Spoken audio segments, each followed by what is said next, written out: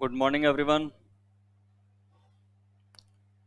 कल जिस तरह के प्रश्न हम कर रहे थे रैंकिंग टेस्ट चैप्टर के, वो सबसे इंपॉर्टेंट क्वेश्चन हैं। उन्हें हम कहते हैं तुलनात्मक क्रम परीक्षण, comparison ranking test. Ranking test का कोई क्वेश्चन जो सबसे ज्यादा एग्जाम में बार बार पूछा जाता हो, वो आपकी यही टाइप है, तुलनात्मक क्रम परीक्षण। पिछला कोई सा भी एग्जाम आप देख लें, चाहे राजस्थान पुलिस का, दिल्ली पुलिस का, रेलवे का, एसएससी का, बैंक का, सभी एग्जाम में रैंकिंग टेस्ट पूछा जाता है। मगर मैक्सिमम जो चांसेस हैं जिस टाइप के आने के हैं, वो है आपके कंपैरिजन रैंकिंग टेस्ट के। कल जिस तरह के प्रश्नों को हल करने का तरीका हमने सीखा था, उसे हम एक प्रश्न और रेलवे का आया हुआ है 2017 एग्जाम का, उस क्वेश्चन के द्वारा कल वाला जो पैटर्न था उसको एक और क्वेश्चन के द्वारा अभ्यास हम कर लेते हैं इसमें।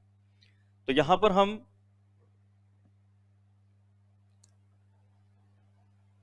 प्रश्न जो दिया गया है उसको, दो टेक्निक हमारे पास होती है इसको हल करने की।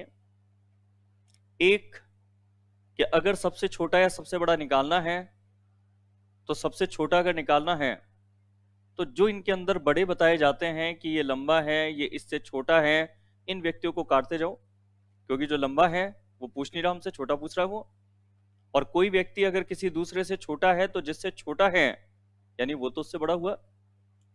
मगर मैंने ये भी कहा था, जब प्रश्न अपने पास में अगर डबल आ जाए कंपैरिजन के बाद, तो बेटर होगा आप उसका डायग्राम बना लें। तो वैसे इस प्रश्न को हमें करना चाहिए, अगर एग्जाम में आ जाए तो डायग्राम बना के करना चाहिए, क्योंकि एक साथ दो प्रश्न है। और इसमें दूसरा प्रश्न तो कम से कम ऐसा है जिसके अंदर हमें डायग्राम की जरूरत ही पड़ेगी, क्योंकि ये पूछता है जितने टोटल व्यक्ति हैं उन्हें कंपैरिजन में जमाते हैं तो बीच में कौन सा होगा। तो ये डायग्राम से हल होगा ये वाला। चलो यहीं पर डायग्राम बना देते हैं, जो जगह दिख रही है उसके अंदर ही।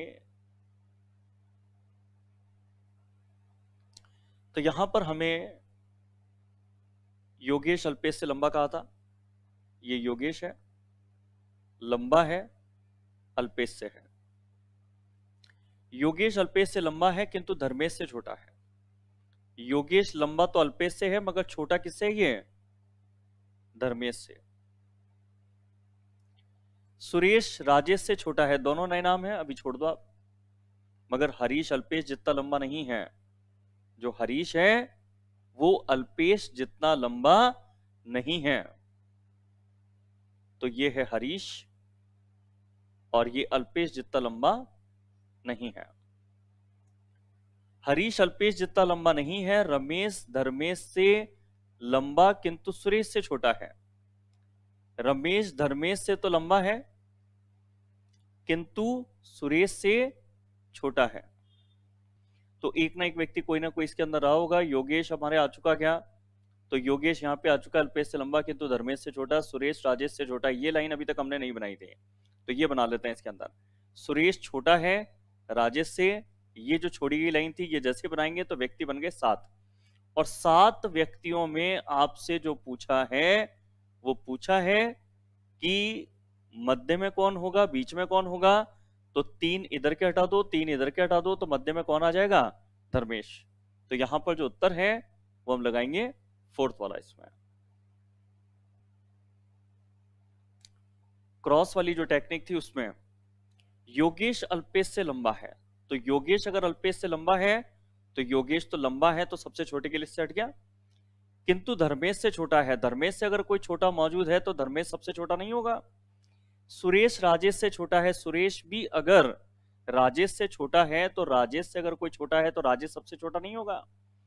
हरीश अल्पेश जितना लंबा नहीं है, इस लाइन को ध्यान से पढ़ लें, क्योंकि ये जो लाइन है इसका सही अर्थ है कि हरीश जो है वो अल्पेश जितना लंबा नहीं है। यानी कि ये लंबा नहीं है तो ये क्या है? छोटा है। ये है छोटा, ये है लंबा। इसके अंदर अल्पेश को यहां काट दिया तो यहां भी काट देंगे। इसके बाद है रमेश धर्मेश से लंबा किंतु सुरेश से छोटा है। रमेश भी है तो लंबा धर्मेश से, तो इसको हटा दो आप। धर्मेश आपके पहले ही हट चुका था, और ये रमेश धर्मेश से लंबा किंतु सुरेश से छोटा है। तो सुरेश से अगर कोई छोटा है तो सुरेश सबसे लंबा तो नहीं हो सकता। सुरेश यहां काटोगे तो सुरेश आपके यहां भी कटेगा। अब आपके लास्ट में जो व्यक्ति बचेगा वो कौन सा बचेगा? हरीश। तो सही जो उत्तर आपके होगा वो इसमें होगा हरीश। तो ये वाली जो लाइन है ये सही तरीके से हमें समझने होंगे। चलो, डायग्राम वाले पैटर्न से देख लिया इसको, क्रॉस वाले पैटर्न से देख लिया। अब थोड़े से इसके अंदर आज हम नए तरह के प्रश्न देखेंगे इसके अंदर। नए तरह के प्रश्न ऐसे हैं जो बैंक वगैरह के एग्जाम में क्वेश्चन आते हैं ना हमारे, उनका पैटर्न थोड़ा सा अलग होता है उनका। बैंक या एलआईसी के एग्जाम में जब कंपैरिजन रैंकिंग टेस्ट के क्वेश्चन आते हैं तो वहां पर जो प्रश्न है उसमें ग्रुप के क्वेश्चन आते हैं एक साथ। जैसे अभी 2 क्वेश्चन का हमने ग्रुप किया था, ये रेलवे में एसएससी में पूछा गया, मगर वहां ज्यादातर ऐसे प्रश्न नहीं होते कि एक साथ ग्रुप में 2-3 प्रश्न हो। मगर बैंक में जब क्वेश्चन पूछे जाते हैं तो वो 2 से 3 क्वेश्चनों का एक ग्रुप होता है। जैसे यहाँ 46 से 48 3 प्रश्नों को पूछने के लिए यहाँ पे कंपेरिजन दिया गया हमें। अब ये जो कंपेरिजन हमें दिया गया है ना, यहाँ पर इस कंपेरिजन में एक विशेष शब्द का इस्तेमाल किया जाता है, केवल। अगर कंपैरिजन करते समय केवल शब्द का इस्तेमाल करके अगर कोई कंपैरिजन की लाइन बोली जाए तो वहां पर लाइन पढ़ते ही कंफर्म हो जाता है कि नंबर 1 पे कौन है या नंबर लास्ट पे कौन है।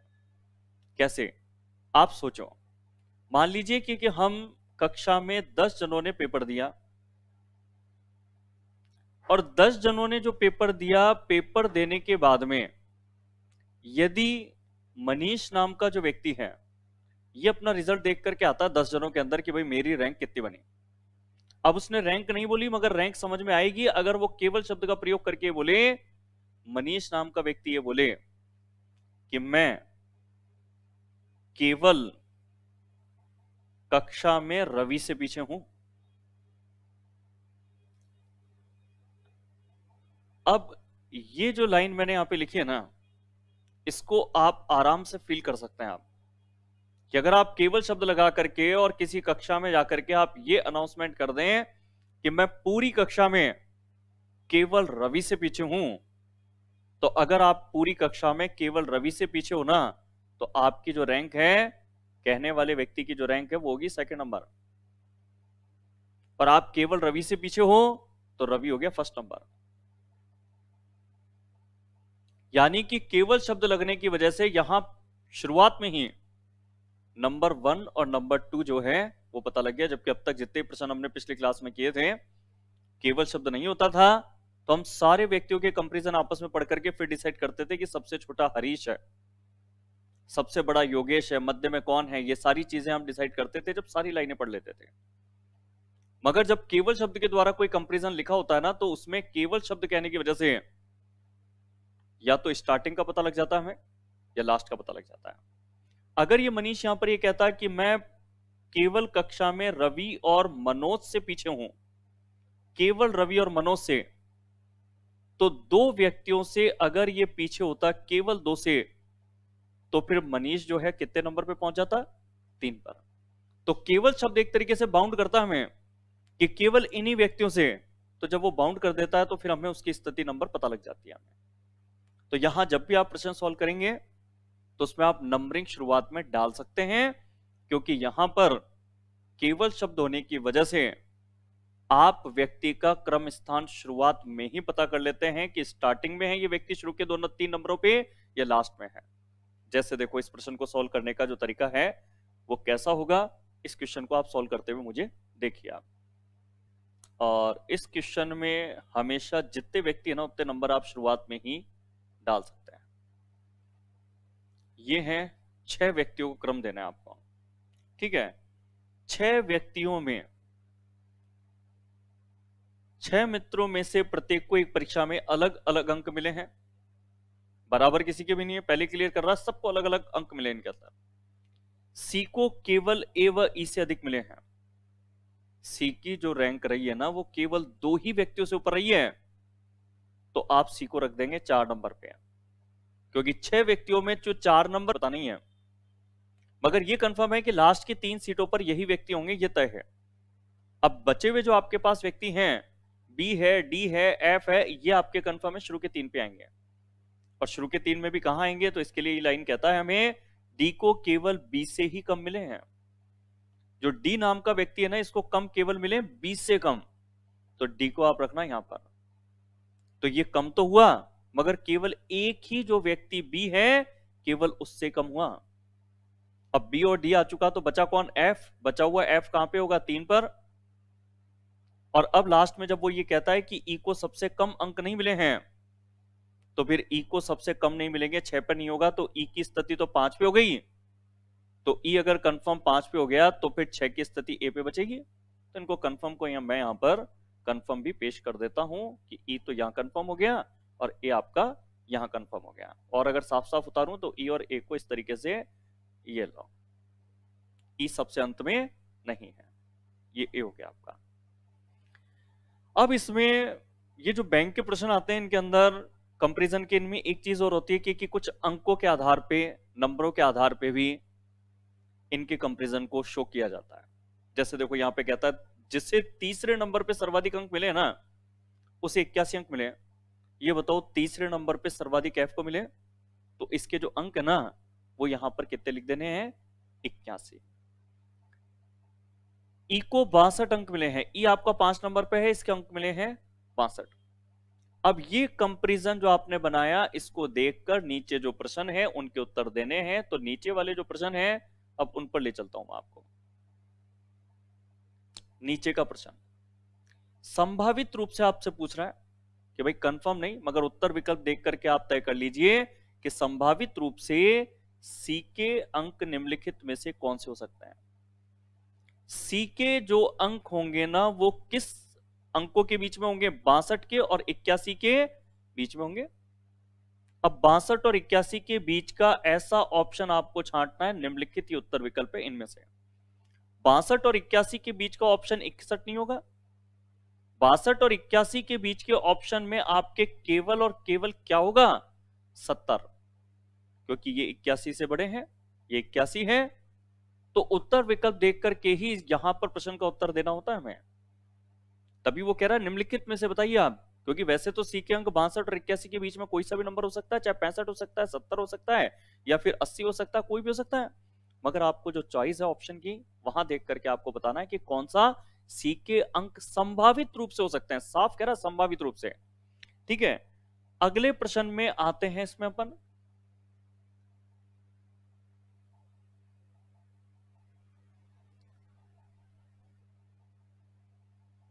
अगला प्रश्न हमसे कहता है दी गई जानकारी के संबंध में निम्नलिखित में से कौन सा सत्य है। डी के अंक निश्चित तौर पे 60 से कम थे। क्या जो डी है हमारे पास में ये, इसके अंक 60 से कम होंगे क्या? बिल्कुल नहीं। डी के अंक तो एफ के अंक 81 से ज्यादा ही होंगे। ये थर्ड नंबर की रैंक है, ये सेकंड नंबर की है। तो ये बात गलत लिखी हुई है कि डी के अंक निश्चित तौर पे 60 से कम थे, गलत बात। आपको छांटनी है सत्य। एफ को सर्वाधिक अंक मिले, क्या सर्वाधिक पर एफ है क्या? नहीं। केवल 2 लोगों को सी से अधिक अंक मिले हैं, क्या सी से अधिक केवल 2 ही व्यक्ति दिख रहे हैं क्या आपको? नहीं। संभावना है कि बी को 79 अंक मिले हैं। बी को 79 अंक नहीं मिल सकते क्योंकि 81 से ज्यादा मिलेंगे। आपके उत्तर यहां टिक होगा, कोई सत्य नहीं है। उसने सत्य छांटने के लिए कहा था, जो चारों लिखे हुए हैं वो सत्य नहीं है, तो आपने उत्तर दे दिया कोई भी सत्य नहीं है। चलो तो अगले प्रश्न पे बढ़ते हैं। इसके अंदर अपन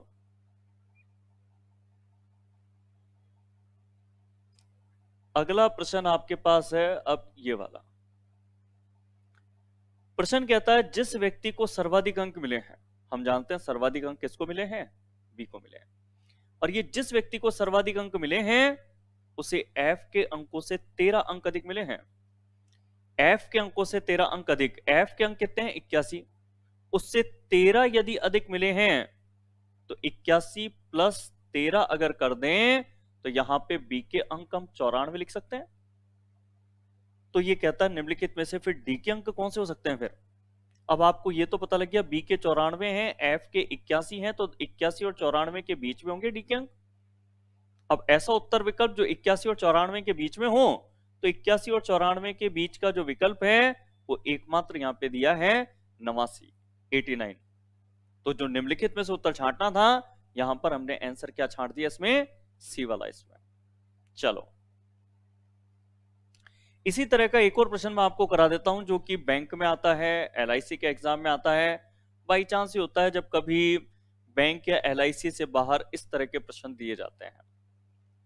हाँ, आईएएस वगैरह के पेपर में इस तरह का क्वेश्चन मिल सकता है हमें। जैसे अभी जो 4 अक्टूबर वाला जो पेपर था उसमें कुछ इस तरह के क्वेश्चन कंपैरिजन के दिए गए थे, मगर वो डेटा एनालिसिस चैप्टर के अंदर दिए गए थे। वो थोड़ा एक अलग तरीके से पैटर्न होता है क्वेश्चनों को पूछने का। चलो, इस क्वेश्चन के लिए सबसे पहले तो हम डायग्राम तैयार करते हैं। इसमें अपन जब भी कंपैरिजन में आपको केवल शब्द मिल जाए ना, तो फिर ये जितने भी व्यक्ति हैं 6, इनको आपको ऐसे नंबर डाल देना। आपको दे दिया नंबर अपन ने। इसमें कहता है ए केवल डी से है छोटा। ए जो है वो छोटा तो है, केवल डी से ही छोटा है, ये ए रख लेते हैं अपन। और केवल इसको किससे छोटा रखा हमने? केवल डी से छोटा, केवल डी से छोटा।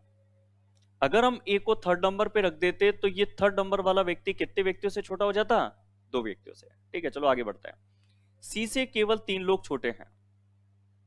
अगर सी से केवल 3 लोग छोटे हैं तो सी को आप यहीं पर रखेंगे, तभी सी से केवल कितने लोग छोटे निकलेंगे? 3 लोग। अब ये प्रश्न आगे कहता है एफ ई से छोटा है, मगर एफ सबसे छोटा भी नहीं होगा। तो देखो, इस लाइन को पढ़ करके बड़ी आसानी से तय कर सकते हो कि अगर एफ सबसे छोटा नहीं है, अगर मगर ये ई से छोटा है, तो एफ को आप यहीं पर रख करके एफ को ई से छोटा प्रेजेंट कर पाएंगे आप। बाकी कोई जगह नहीं है आपके पास। अब जो आपके बचा हुआ व्यक्ति है वो आप 6 पे लिखेंगे, और बचा हुआ व्यक्ति आपके पास है 20 में। इस तरह से आपका ये अरेंजमेंट बनेगा। अरेंजमेंट बनने के बाद सबसे छोटा निम्नलिखित में से कौन है? तो सबसे छोटा कौन सा आया आपका? बी आया। इसके बाद जो अगला प्रश्न है उस पर हम आ जाएं। तो अगला प्रश्न इसमें है कि यदि ई की आयु 16 है, ये लो ई की आयु 16 मान ली, तो बी की आयु निम्नलिखित में से कितनी हो सकती है? फिर बी कहां पे है? छोटे में। 16 से कम आयु बी की होगी। 16 से कम वाला उत्तर विकल्प आपके पास कौन सा है? ई वाला उत्तर विकल्प, यानी कि 12। इसके बाद अगर अगले प्रश्न पे आते हैं जिसमें हमसे ये पूछा गया है कितने लोग ई से छोटे हैं, तो कितने लोग ई से छोटे हैं, तो आप उत्तर में क्या बोलेंगे? 2 लोग, यानी कि उत्तर क्या टिक करेंगे आप? बी वाला विकल्प। या आपके जो पैटर्न है केवल शब्द कहकर के किन्हीं व्यक्तियों को कंपैरिजन करवाना, ये स्पेशली बैंक और एलआईसी के एग्जाम में आता है। अगर फिर भी आप बैंक या एलआईसी का पेपर नहीं भी दे रहे हो अगर, तो भी मैं कहता हूं इस क्वेश्चनों का ज्यादा नहीं तो कम से कम, जैसे अभी किताब में हमने 5-6 प्रश्नों को किया 2 निर्देश के द्वारा, इतना सा अभ्यास हमारा इस पे होना चाहिए। क्योंकि कई बार हमने एग्जाम में देखा, चाहे ग्राम सेवक का पेपर देखा, चाहे पटवारी का देखा, इन एग्जाम में कई बार कंपैरिजन के उलझे हुए प्रश्न पूछे गए थे, जिसके लिए कंपैरिजन से संबंधित जितने भी तरह के क्वेश्चन होते हैं, बैंक, एलआईसी, रेलवे, एसएससी वाले जितने भी तरह के प्रश्न हैं, वो सब हमारे किए हुए होने चाहिए, अभ्यास होना चाहिए। जैसे कुछ उलझे हुए प्रश्न अगर आपके सामने आज मैं रखूं, तो देखो, उलझे हुए प्रश्नों में ऐसे प्रश्न जो कंपैरिजन के अलग क्वेश्चन पूछे गए कि रेगुलर आपने ठीक है किसी भी किताबों से 20 प्रश्न निकाले, आपने आसानी से हल कर दिया काट करके चाहे डायग्राम बना के, मगर अचानक किसी क्वेश्चन पे आप अटक गए हो, तो प्रीवियस पेपर वाली किताब से अगर मैं ऐसे क्वेश्चन शो करूं आपके सामने, तो मेरे हिसाब से एक ये पटवारी के एग्जाम में ये क्वेश्चन था। पटवारी होगा या ग्राम सेवक होगा, देख लेते हैं कौन सा एग्जाम क्वेश्चन है वाला। ग्राम सेवक का ये क्वेश्चन ग्राम सेवक 2017 के पेपर में अचानक कंपैरिजन का एक ऐसा डिफरेंट क्वेश्चन पूछ लिया गया जिसमें काफी स्टूडेंट अटक गए। यहां पर 6 व्यक्ति हैं, पारुल, राजेंद्र, सतीश, तरुण, विशाल और प्रकाश का जन्म वर्ष की समान तारीख को हुआ है। इनका जो जन्म वर्ष है इसकी समान तारीख में हुआ है, परंतु हर एक अलग अलग वर्षों में है। देखो क्या कहना चाहता है ये, 6 लगातार वर्ष हैं अलग अलग, जिनमें इन 6 व्यक्तियों का जन्म हुआ है, मगर प्रश्न थोड़ा सा ये कहता है कि समान तारीख को हुआ है। मतलब जो भी तारीख है वो हर वर्ष में समान तारीख को ही इन 6 व्यक्तियों का जन्म हुआ है। एक का 22 मार्च को, तो दूसरे का भी 22 मार्च को अगले वर्ष में, फिर उसके अगले वर्ष में फिर 22 मार्च को। तारीख सेम है, लगातार 6 वर्ष हैं, सबको अलग अलग वर्ष में जन्म हुआ है। ठीक है, अब किसका पहले हुआ किसका बाद में हुआ, ये कंपेरिजन हमें करना है इसमें। अब बात यह है कि जब आप यहां पर दी गई लाइनों से इनके छोटे बड़े होने को आप जमाएंगे, तो ये ऐसा प्रश्न उसने पूछा था जो जमाने पर कई तरीके से जम जाएगा, कंफर्मेशन बनेगी नहीं है। आप इसमें सतीश को पहले नंबर पे भी रख सकते हैं 6 में, तीसरे नंबर पे भी रख सकते हैं, चौथे पे भी रख सकते हैं। यहां पर कई तरीके से इसका अरेंजमेंट बन रहा था, मगर फिर भी इस क्वेश्चन का सही उत्तर लगाया जा सकता था उत्तर विकल्प देख करके। जैसे अभी कई प्रश्न हमने किए ना कि भाई इन दो संख्याओं के बीच में होना चाहिए, अब ऐसा कोई उत्तर विकल्प में देख लें। तो वैसे ही यहां पर ऊपर जो शर्तें हैं ना, ये शर्तें, ये 5 शर्तें, 5 में से कुछ शर्तों को पढ़ करके ही आप ये तय कर सकते हैं कि 4 उत्तर विकल्प में से ये जो 4 हैं इनमें से कौन सा सही करें।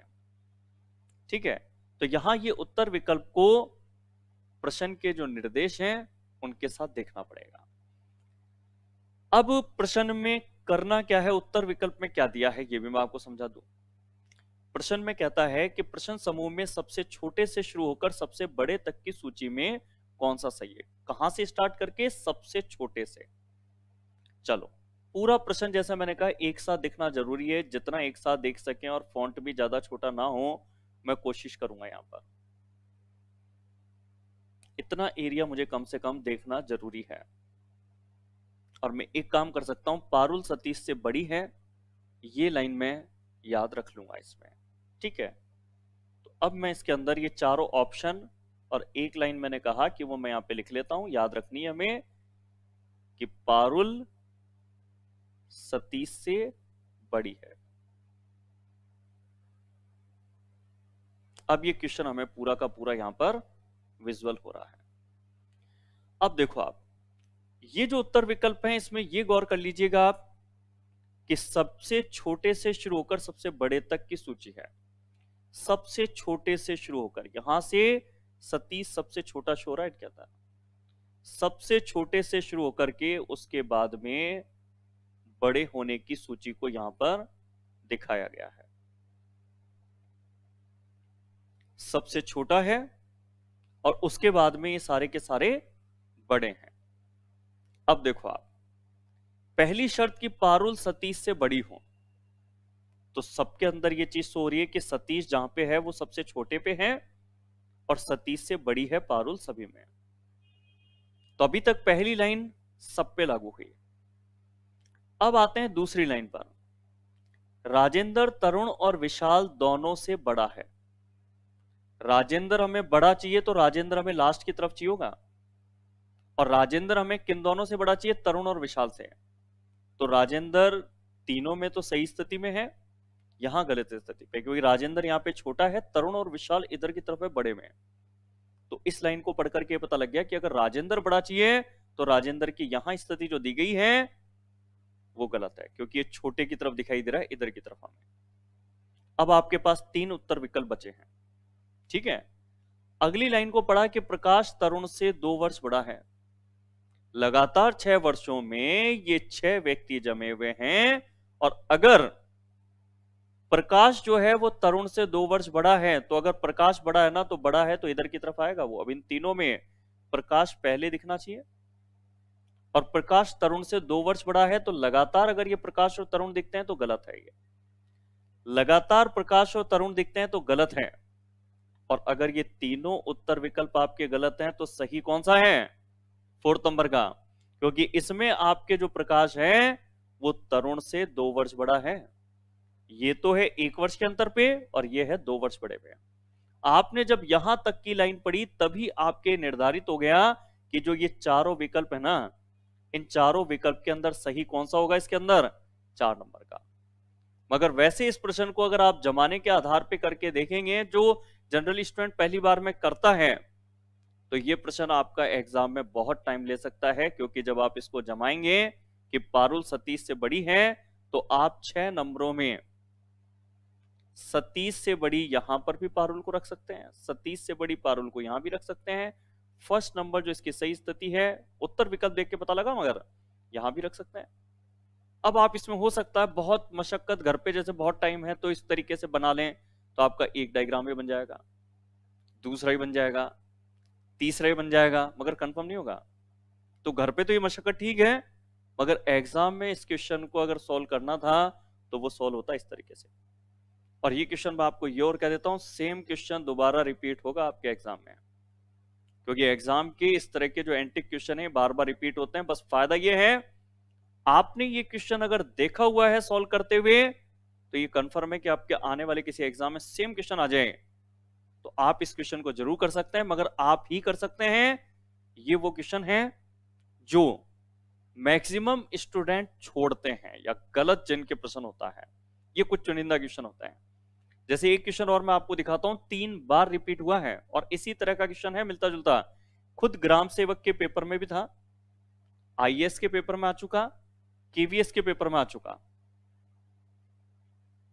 ये वाला प्रश्न अब जो मैं स्क्रीन पर आपको दिखा रहा हूं, इस प्रश्न की बात है।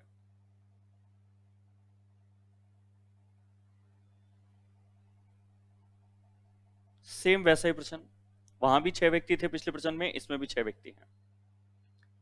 6 चचेरे भाई हैं, कोई भी 2 चचेरे भाई एक ही उम्र के नहीं है, यानी कि सबकी अलग अलग उम्र है, किंतु सभी का जन्मदिन एक ही महीने की एक ही तारीख को, वही पिछले प्रश्न की तरह सबकी तारीख सेम है, मगर सबका जो वर्ष है वो अलग इसलिए है क्योंकि कोई भी चचेरे भाई एक ही उम्र के नहीं है।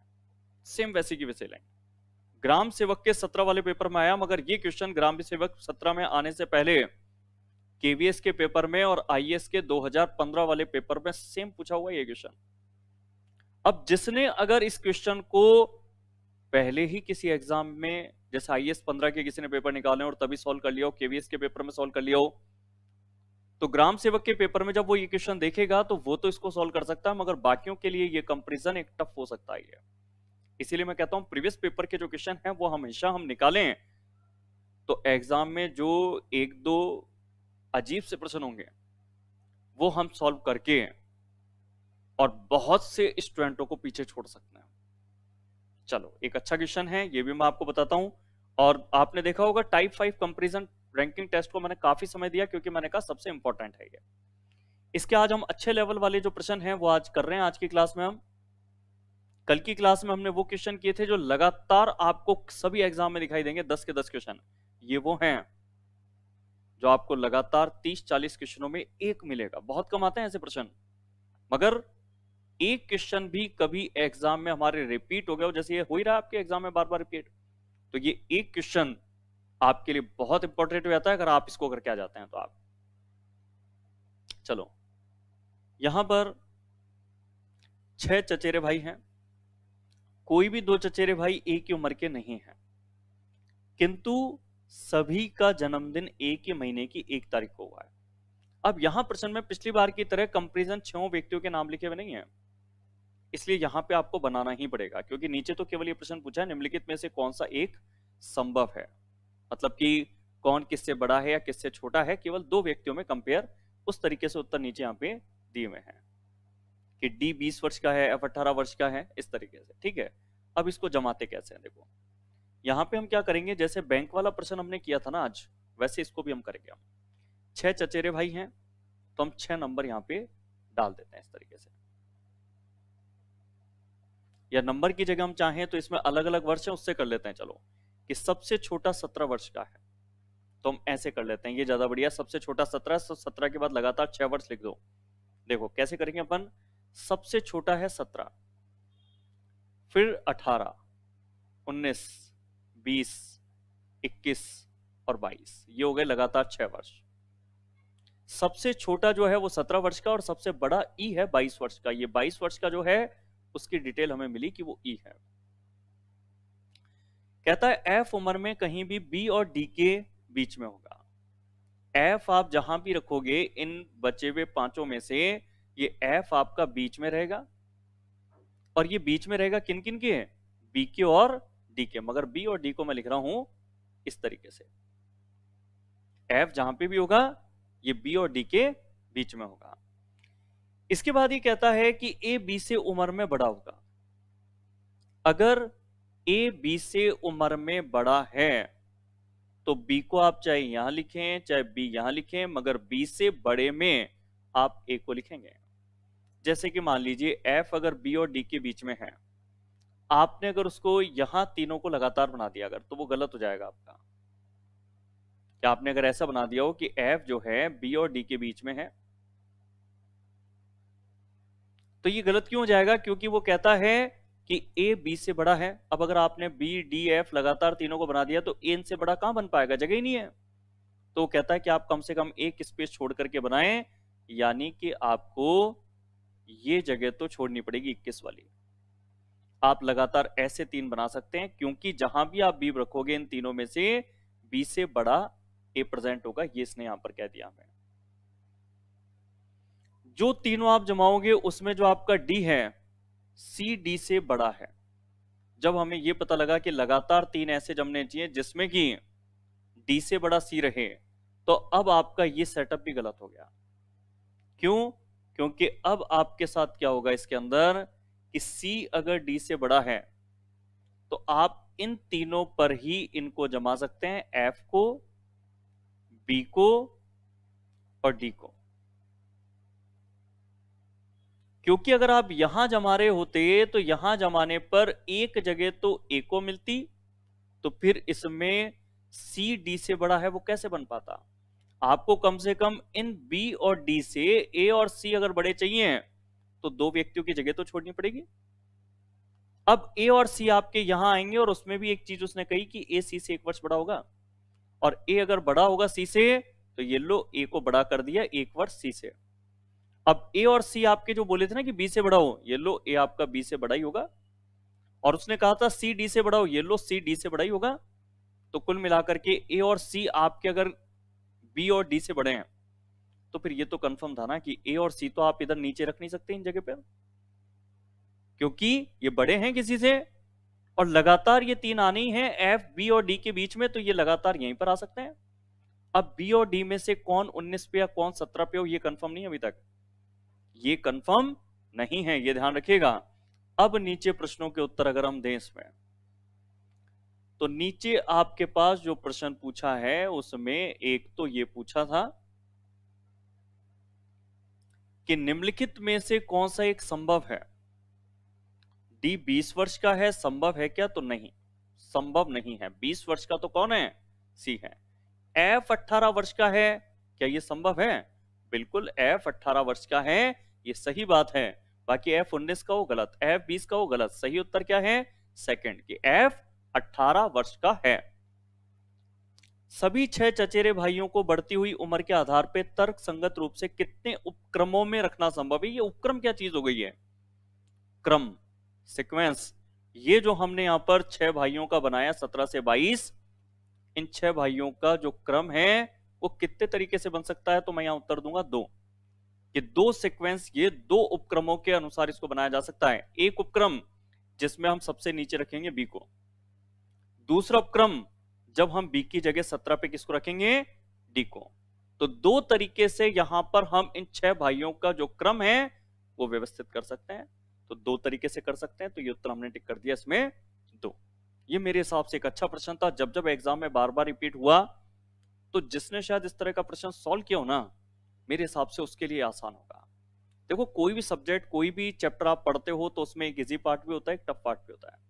रैंकिंग टेस्ट में कल जिस तरह के प्रश्न आप कंपैरिजन के कर रहे थे वो एक इजी कह सकते हो आप, अभ्यास के बाद, वो भी हर जिस के लिए नहीं है, मगर अभ्यास करने के बाद भी अगर 20 क्वेश्चन लगातार सही करने के बाद आपसे अगर कोई क्वेश्चन गलत हो जाता है तो वो गलत आपसे हो सकता है इस तरह का प्रश्न। और अगर इस तरह के प्रश्न को भी अगर आप टेक ओवर कर जाते हैं तो इसका मतलब है आपने उस चैप्टर पे एक अच्छा खासा अभ्यास किया हुआ है। चलो, अब बहुत सारे क्वेश्चन मैंने आपको लेवल के बताए। अब एक क्वेश्चन मैं आपसे पूछूंगा। आईएएस 2018 में रैंकिंग टेस्ट का क्वेश्चन पूछा गया था और यही क्वेश्चन मैं आपसे इसमें पूछने वाला हूं।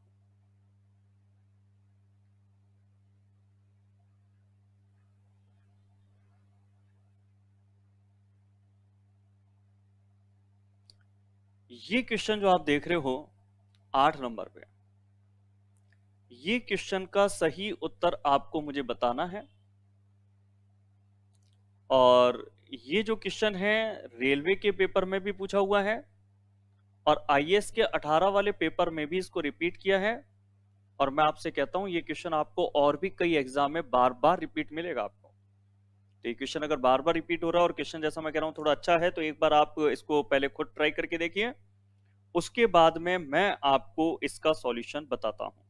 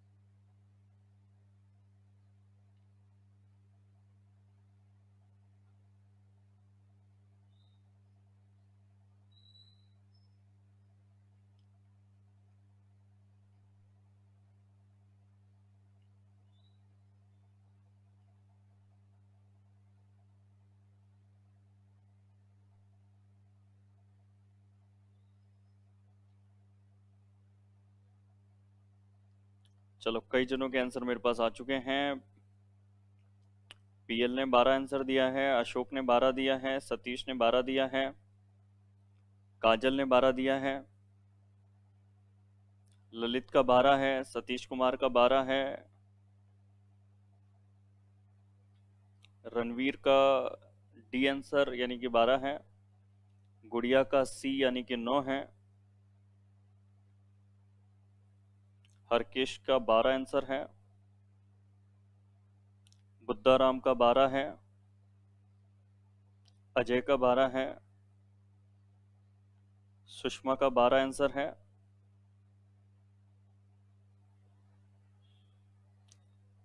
चलो तो बहुत सारे स्टूडेंट इसमें 12 आंसर देते हुए इसमें मुझे नज़र आ रहे हैं। अभी मुनेश ने आंसर दिया है 12।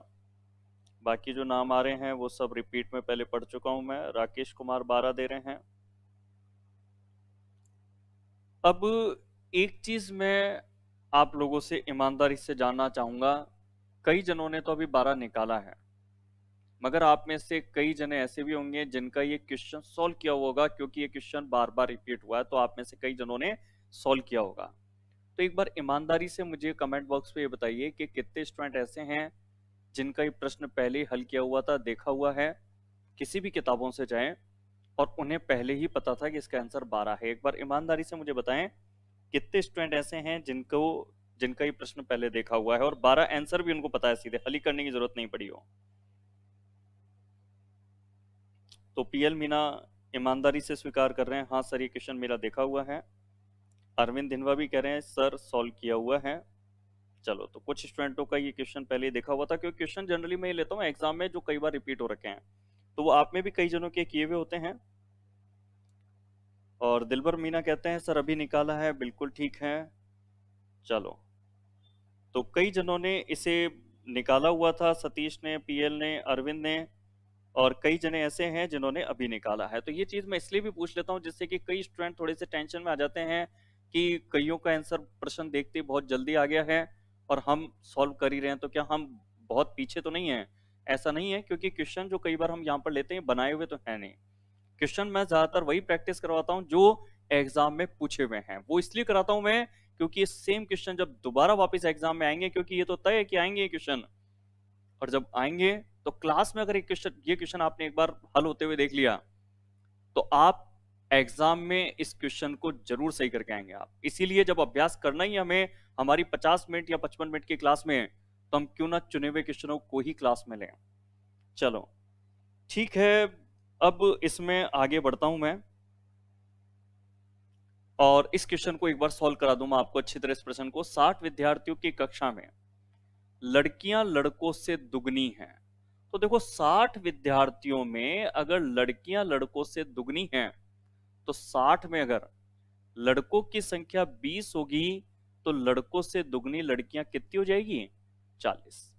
कक्षा में 20 तो लड़के हैं, 40 इसमें लड़कियां हैं। कुणाल का ऊपर से 17वां स्थान है। कुणाल का जो रैंक है वो ऊपर से 17वां स्थान है।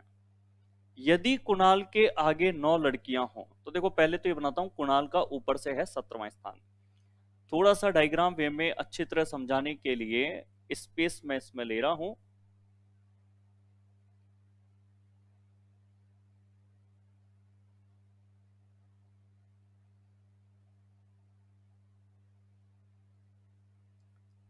हमने 20 लड़के 40 लड़कियां डिसाइड कर ली थी। कक्षा में जो रैंक है वो जब हम ऊपर से देखते हैं तो ऊपर से 17 नंबर पे हमें बताया गया कुणाल। कुणाल का ऊपर से 17वां स्थान है और साथ में यह भी कहा कि कुणाल के आगे अगर रैंक में लड़कियां देखें तो वो 9 है। कुणाल के आगे अगर लड़कियों लड़कियों को गिना जाए तो कुणाल के आगे जो लड़कियां रैंक में है वो है 9।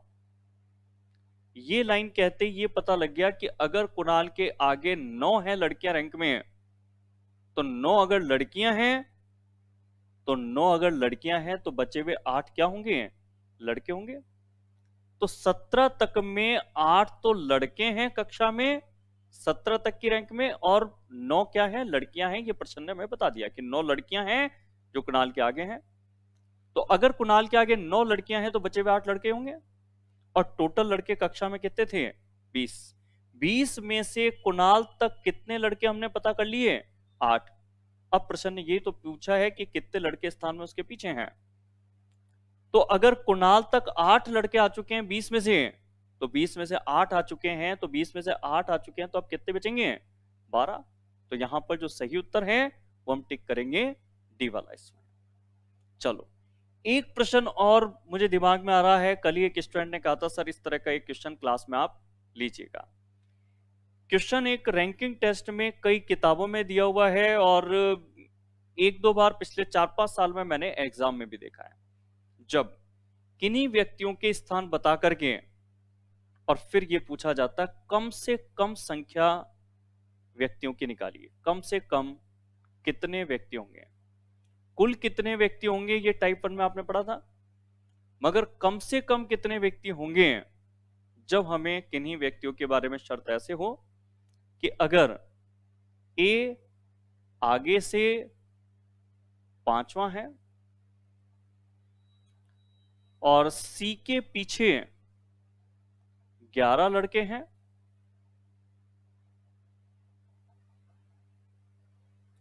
और अगर हमसे ये कहे कि बी और सी के बीच में, बी और सी के बीच में 3 लड़के हैं। अब एक बार तो जितना डेटा मैंने यहां पे लिखा उसको बना दूं। ए अगर आगे से 5वां है तो आगे की तरफ से 5 नंबर पे ये तो हो गया हमारा ए। अब अगर मैं ये कहता हूं कि सी के पीछे 11 व्यक्ति हैं और बी और सी के बीच में 3 लड़के हैं, तो एक लाइन और इसमें मैं लिख देता हूं पहले प्रश्न को कंप्लीट करते हुए कि ए और बी के बीच में 2 लड़के हैं। ठीक है, अब ए और बी के बीच में 2 लड़के हैं, और इस बात को ध्यान रखते हुए डायग्राम बनाओ कि कम से कम व्यक्ति बने इसमें। ठीक है ना, इस बात का ध्यान रखते हुए कि कम से कम व्यक्ति हमें बनाने हैं।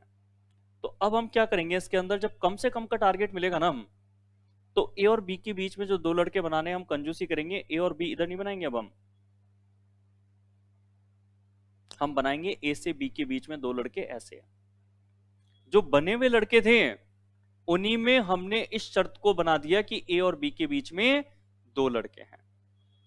अब इसमें ये कहता है कि बी और सी के बीच में 3 लड़के हैं, बी और सी के बीच में 3 लड़के हैं, तो अब हम इसमें इधर तो ले नहीं सकते क्योंकि 3 लड़के बीच में आने के बाद व्यक्ति खत्म हो जाते हैं। तो अब हम लेंगे बी और सी के बीच में 3 लड़के। हमने केवल ये एक व्यक्ति एक्स्ट्रा बना के हमने, और ये जो बी और सी के बीच 3 लड़के थे ये भी बना दिए, ए को आगे से 5वां नंबर भी बना दिया, और ए बी के बीच में 2 लड़के भी बना दिए। अब जितने लिखे थे ना कि 2 3 5 और 5 10, मगर हमने 10 नहीं बनाए, ये टोटल 6 व्यक्तियों में हमने इन सबको कंप्लीट बना दिया हमने।